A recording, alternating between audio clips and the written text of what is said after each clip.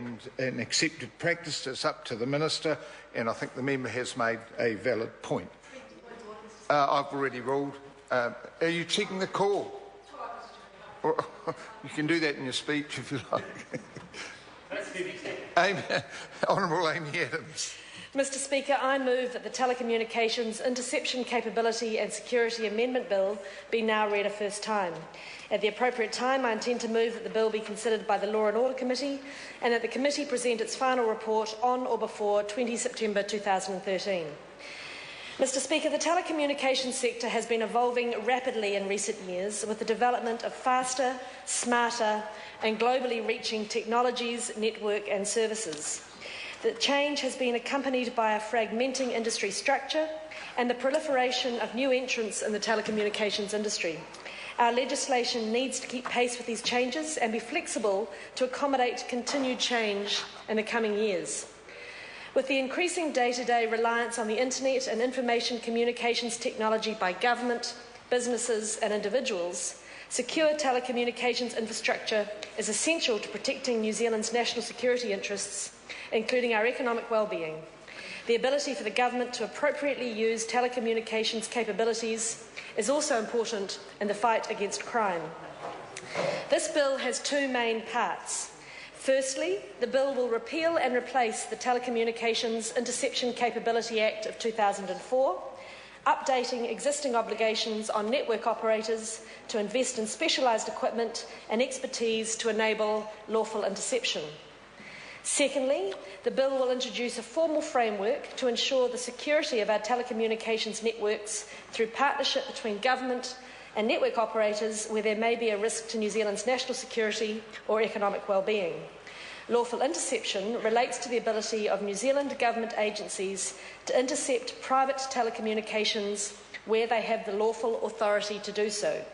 The bill is about the obligations on the telecommunications companies and their relationships with surveillance agencies. It will not in any way alter the authority of police or intelligence and security agencies to intercept telecommunications, nor will it reduce the checks and balances on how these agencies can access and use private communications information. These matters are dealt with under separate legislation which must be complied with before the regime under this legislation can be utilised. Today, interception of telecommunication plays a vital role in investigating, disrupting and prosecuting serious crime, detecting and prosecuting international and domestic cybercrime, combating threats to national security and responding to emergencies like kidnappings. Surveillance agencies rely heavily on the cooperation and compliance of telecommunications companies for interception. This bill aims to make the interception capability obligations on industry more proportionate and remove the need for unnecessary expenditure. This will be done by removing or reducing obligations in areas where they are unnecessary for operational reasons, they are duplicated or they are disproportionately expensive.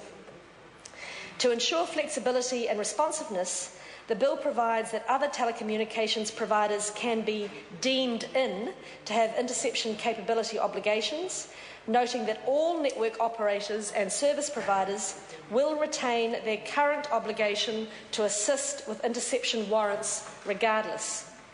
These provisions will be exercised through ministerial direction and can only be used when more onerous obligations are justified for reasons of law enforcement or national security.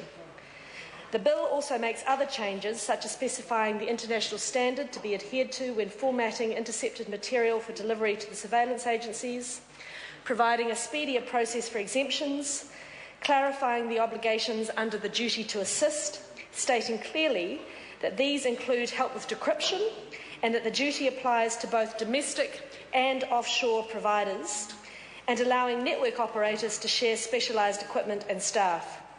Mr Speaker, these changes will make a significant positive difference for network operators. Their obligations will be clearer, more easily varied when appropriate, and the costs of complying will be more proportionate. The government already works closely with telecommunications providers to address national security risks relating to the design, build and operation of telecommunications infrastructure.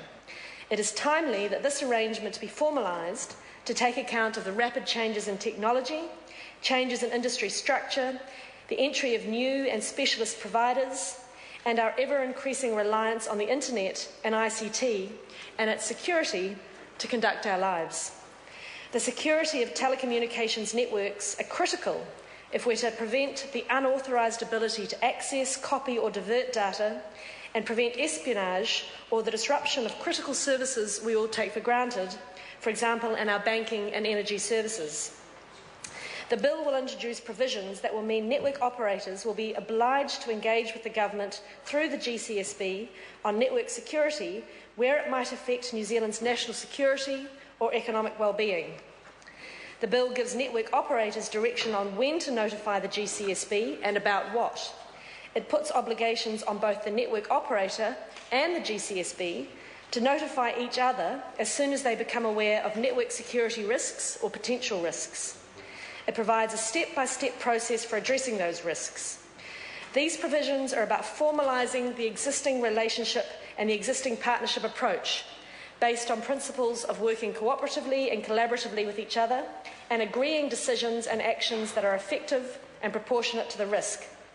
In rare circumstances where agreements cannot be reached, there is provision for a ministerial direction.